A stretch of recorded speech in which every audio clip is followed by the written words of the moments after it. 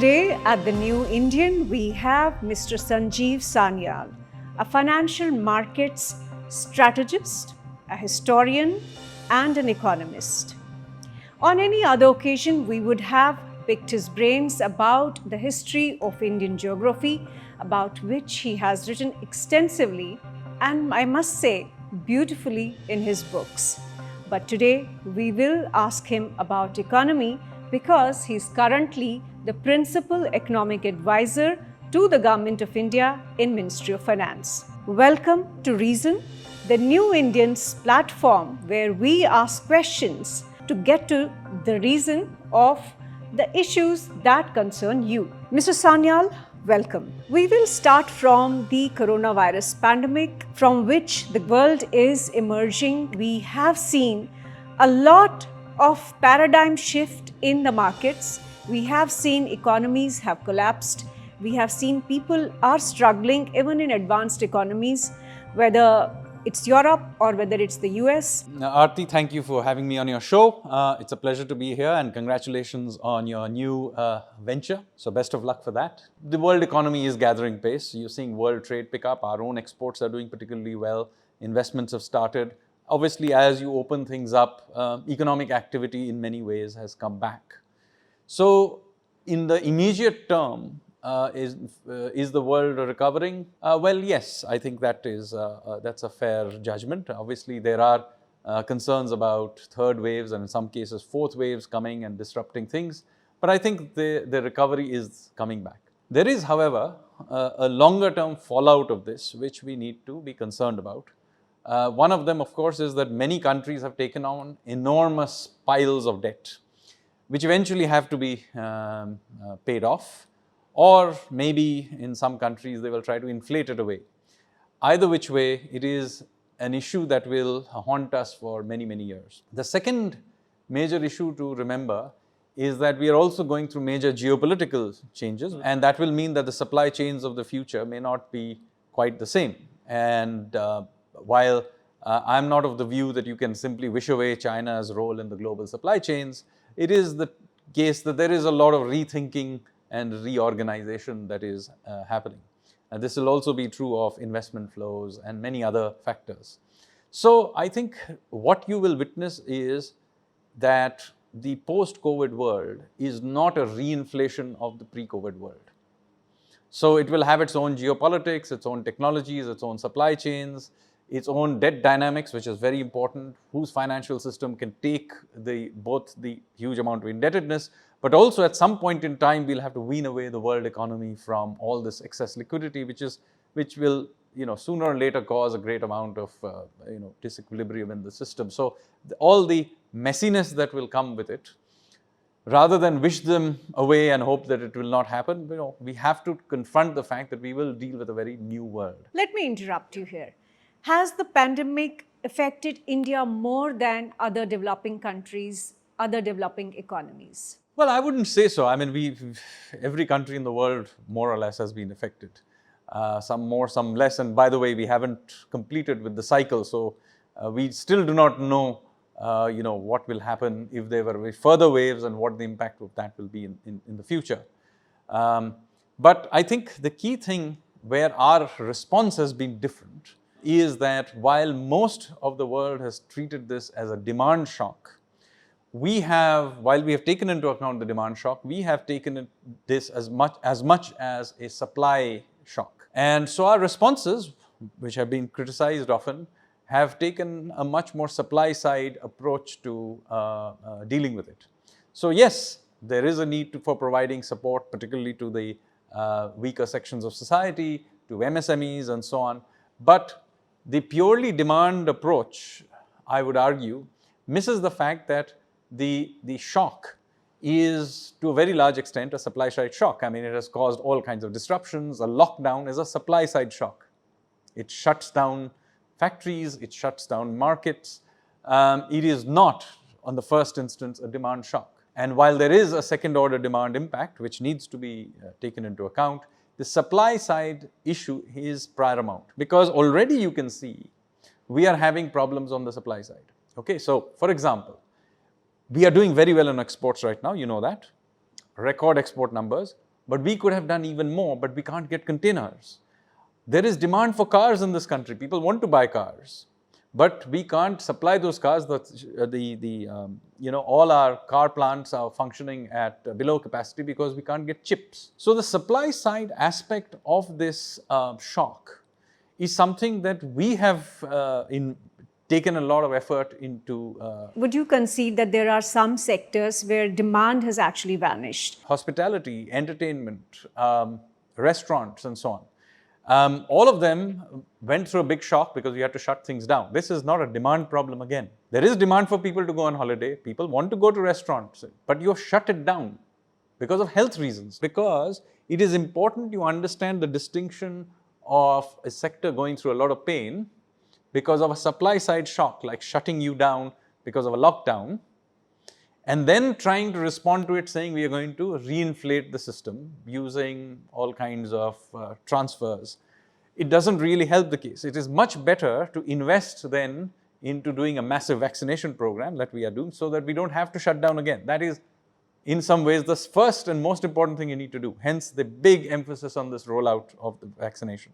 Second thing, put in place protocols and other things so that you can open things up in a systematic way and keep them that way. That is the best thing you can do for this sector. Then, yes, after that, if there is a need for providing demand support, we will provide it. A lot of industries, a lot of people who worked on computers are now working from home, and therefore certain jobs have vanished. The consumer behavior, the way our production systems are set up have changed, yes. My sense is that would have happened anyway. COVID may have sped it up. I mean, this idea from work from home is not entirely new. It's just that when it happened, it just tipped it over in a particular way. By the way, I also think that the entire field of education will have to be rethought completely. There's, we have now had a year and a half of, almost a full generation has gone through a year and a half of education online. And while it is not a perfect substitute, people have now got used to it. That now education into the future, particularly higher education, because the lower education may still require a lot more socializing, but higher education will not change. So all of these changes are largely technologically driven, may have been sped up by the pandemic itself. There will be jobs that will disappear as a result of which, but they would have happened anyway. And again, the key thing here is that we do not expend energy on demand expansion to try and save those dying jobs. What you need to do, and this is why you need to do, is to do the kinds of reforms you need to that would open up new vistas to create the new kinds of jobs that will emerge from this.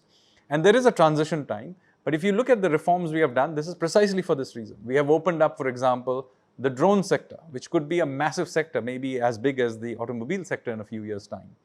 We have opened up the cartography and geospatial sector. All of you use Google Maps, but people don't realize that till March, Google Maps was technically illegal in India because the Survey of India had actually a monopoly over it. Now, there are all kinds of things you can do with maps. You're saying newer jobs are getting created. You can and should utilize monetary and fiscal resources to dampen the shock. But be very clear that it is a safety net. It is not the source of new jobs. If you confuse the two, you will end up using up resources in order to reinflate dying industries. So the important thing is provide the safety net. We created the world's largest food program. 800 million people were given food because you have a shock. Similarly, you created liquidity and put some sort of a safety net for MSME sectors. But meanwhile, you're also doing the PLI scheme to getting people to scale up in things that we hopefully have global capacities to be able to compete. You open up new sectors. You deregulate wherever you can. And I'll give you one example since you mentioned about work from home. Let me give you a very concrete example of this. Did you know that technically working from home till last November was also illegal? A special dispensation had been given by the telecom ministry to allow you to work from home.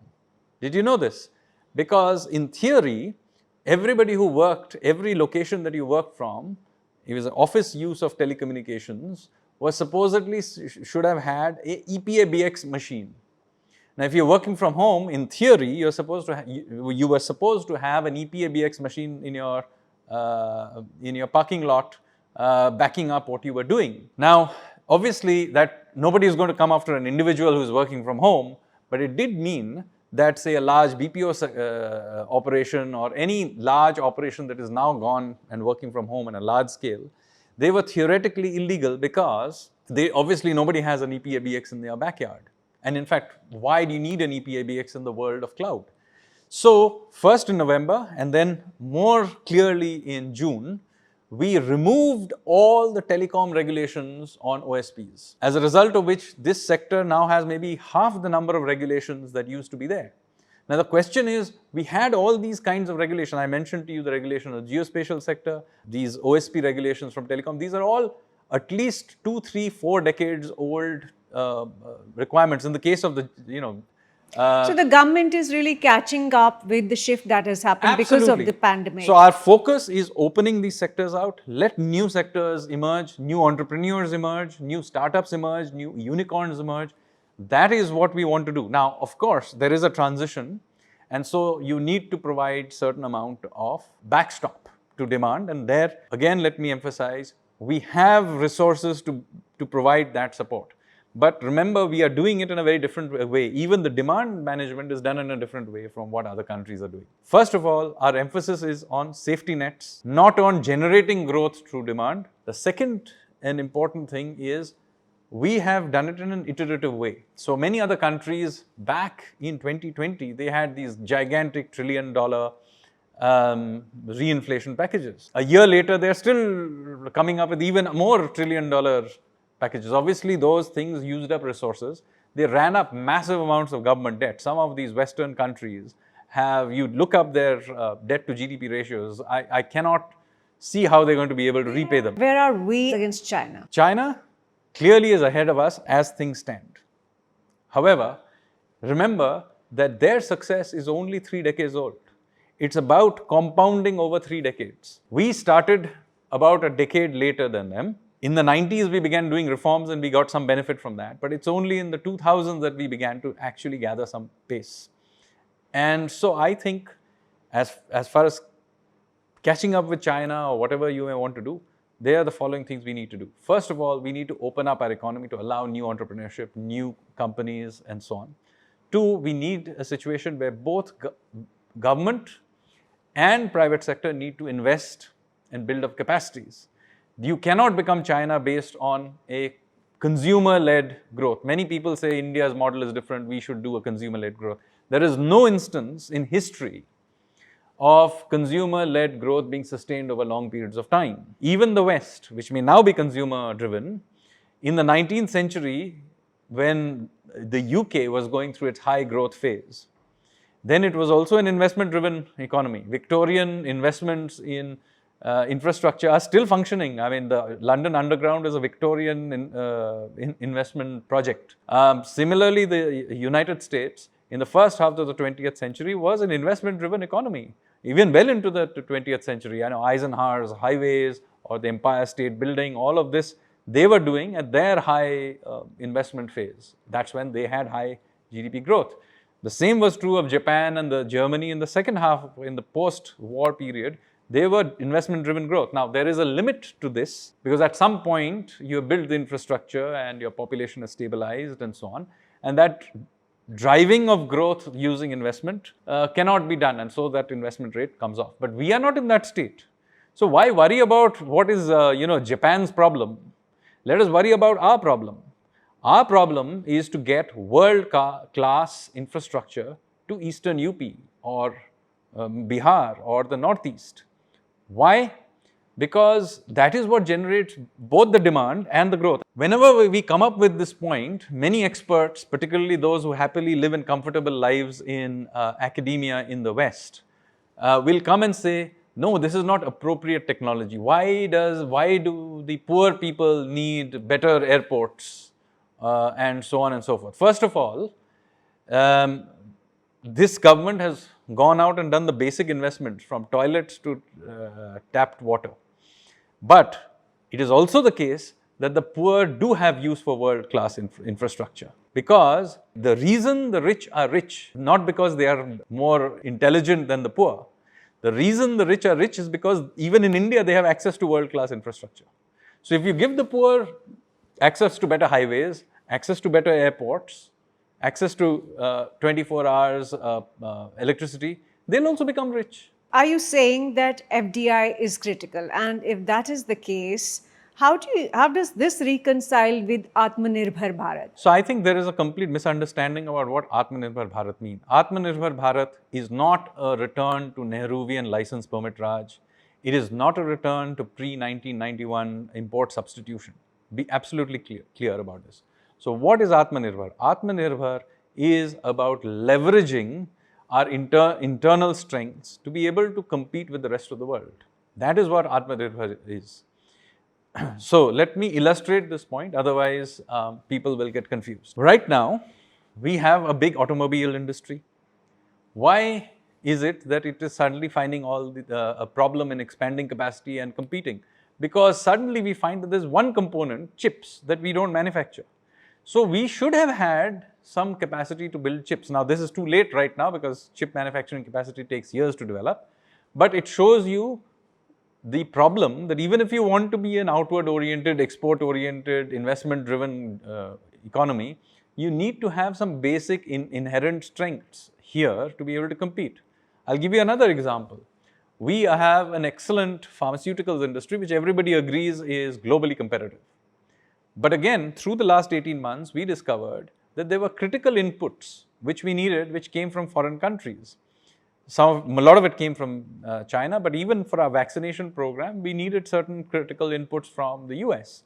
And suddenly it stops for a variety of reasons. Then what happens? So we believe that while we should trade, and I have no problem with importing inputs in certain cases, or FDI for that matter, but that manufacturing should happen here. So the jobs are creating here, we create capacities here, and very importantly, if we identify certain critical inputs, which if for whatever reason they break down, then your production stops, then we need to have the ability to protect the resilience of these sectors.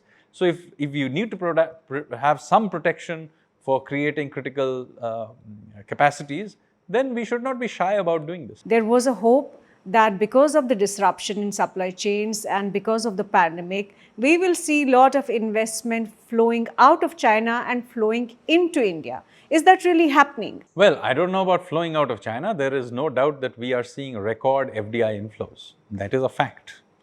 And we are seeing that not just in FDI, we are also seeing that even in portfolio and other kinds of flows, as a result of which we have now record foreign exchange reserves that are spiraling up, as you know.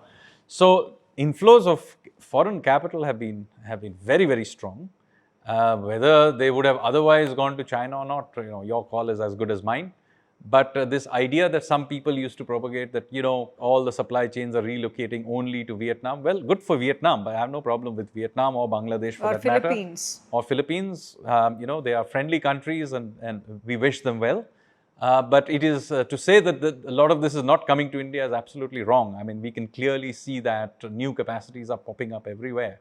And this is not just, by the way, about foreign investment. We are ourselves investing in all kinds of new capacities. The world's largest two-wheeler factory has just been opened by Ola.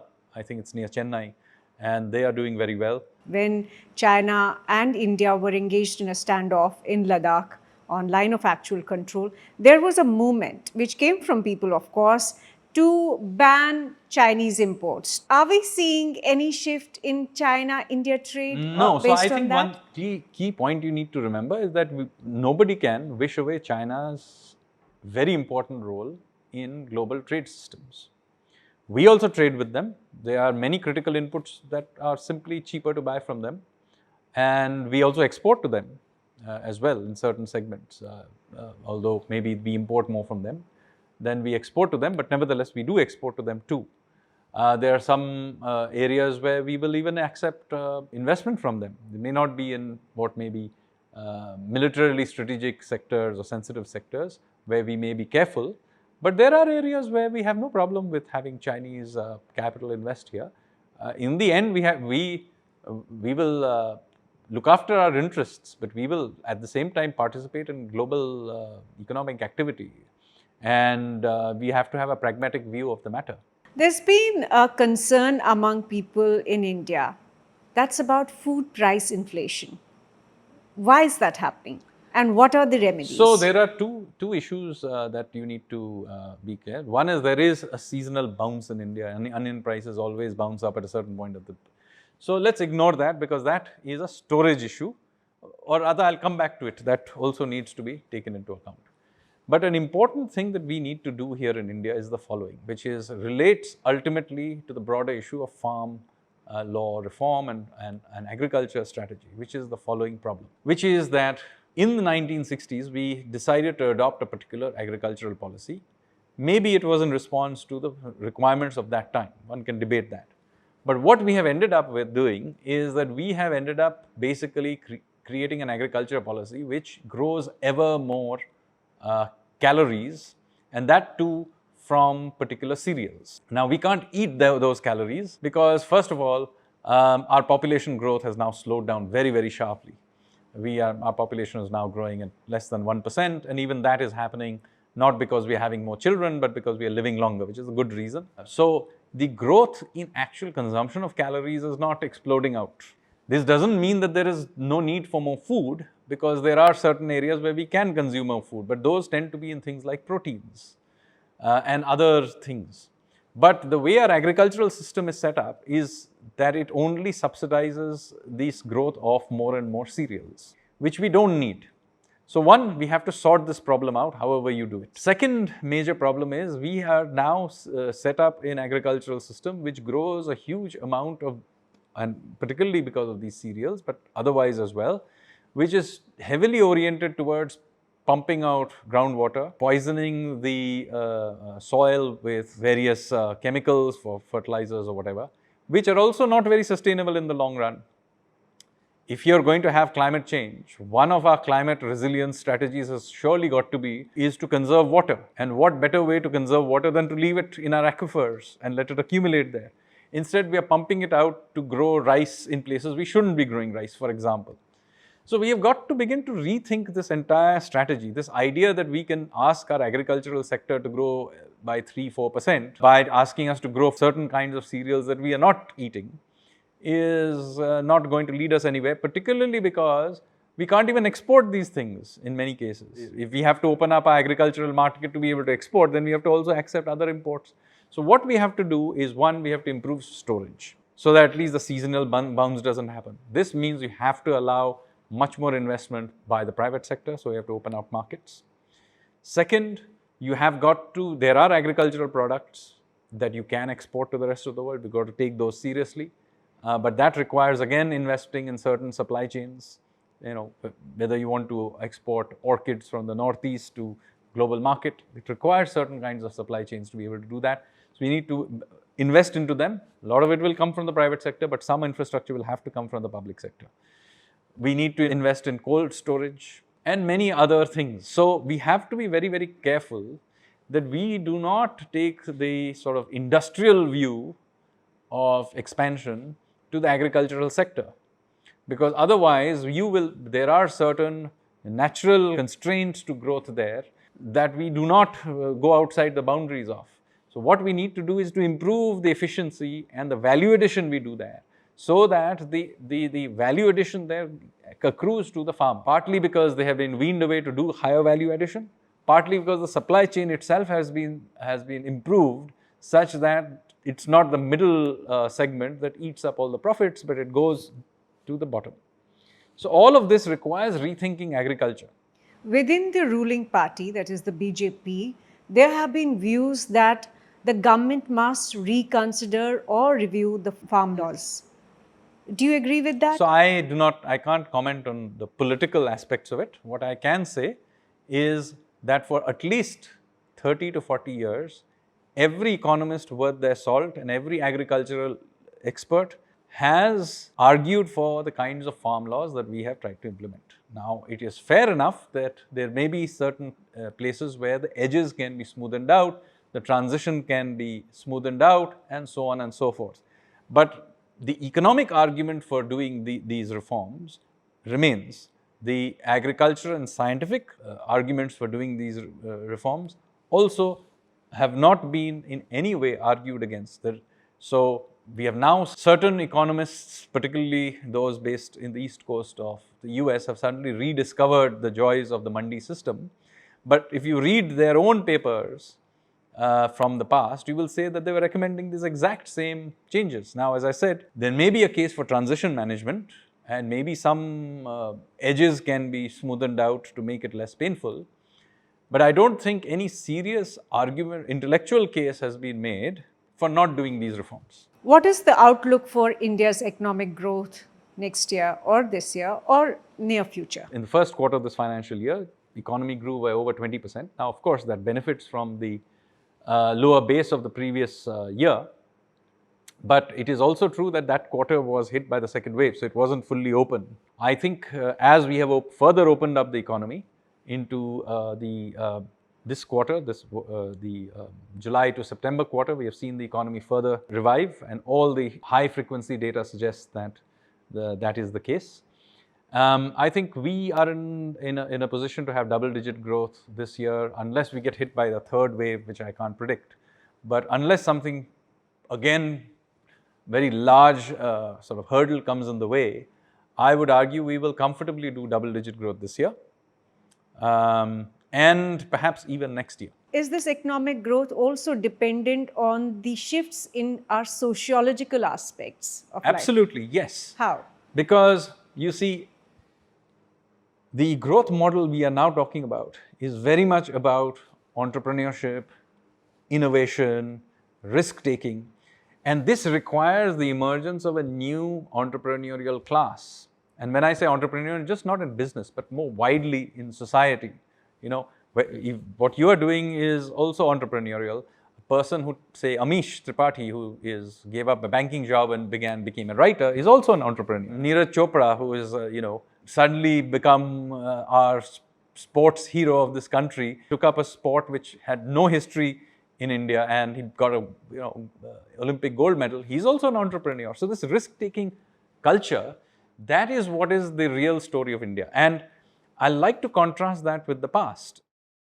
So between 1947 and 1991, during the socialist period, what happened? You essentially froze India's entrepreneurial class. There were basically the same business families in 1947 and in 1991, with the one addition of Dhirubhai Ambani.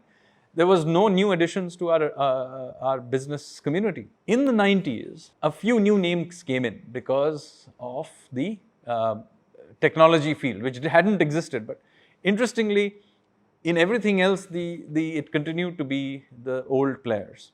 So a few new additions in the 90s, and then for another decade and a half, there were no new additions. Now what you're witnessing is completely something different. You are seeing new startups in all kinds of new fields, including traditional fields.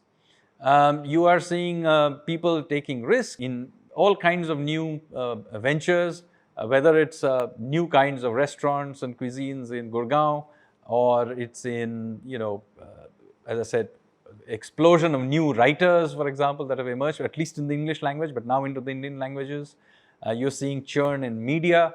So this churn is what the real story of India is, that there's a sociological change in terms of a new class of entrepreneurs appearing and risk-taking in every field you can imagine. And that is really the driving force you will see. And by the way, when did this, if you see the other countries when this has happened, they have also gone through this. For example, you take the Victorian period in Europe, and let's take the UK. Before the Victorian period, almost everything in Britain was essentially done by the elite, the lords and the ladies and basically the nobility. What happens starting in the very late 18th century, but really catching fire in the 19th century, is suddenly a new middle class emerges. That's why, Victorian values are middle class values. And very often they are derided today, but really what it was is the emergence of a middle class. And that's why you have, for example, the Great Reform Act of 1832, where power shifts in Britain from the House of Lords to the House of Commons. You see explosion of new interesting writings that happen. All of these writers came from the new emerging middle class. So what you had between 1947 to 1991 is a freezing of our entrepreneurial class.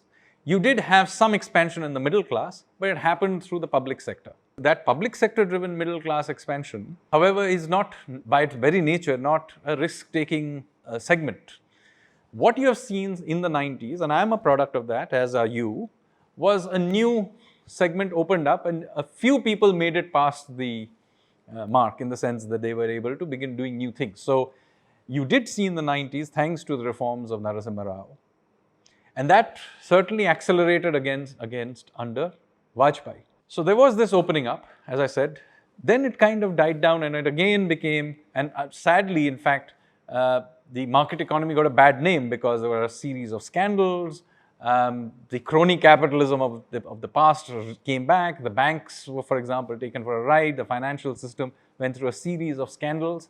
So in a sense, the opening up happened, but many of the sort of crony aspects also happened. So what happened is effectively we shifted from crony socialism to crony capitalism. Now what you're seeing is that the crony part of it is being gotten rid of, and therefore what you're beginning to see is an emergence of completely new people coming and doing new things. And by the way, risk-taking means that many of these ventures will fail, which is perfectly fine.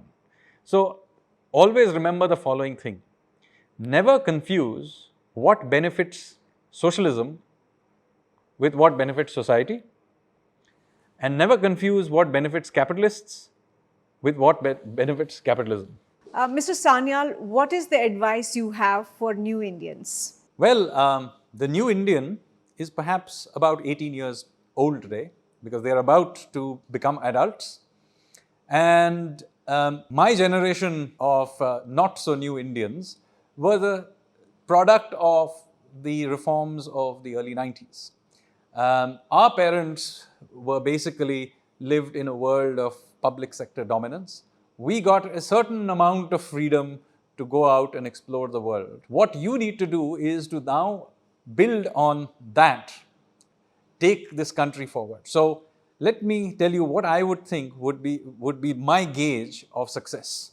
It would be if the 18-year-old of today wants to become an entrepreneur, a writer, or a sports person, or an engineer, or something that adds value, rather than wants to be a bureaucrat and become deputy commissioner or something or the other. That transition from rent extraction to value creation and risk-taking, that is what the new Indian is about. I think this is one of the most illuminating conversations I have had about the economy of India and the future of India.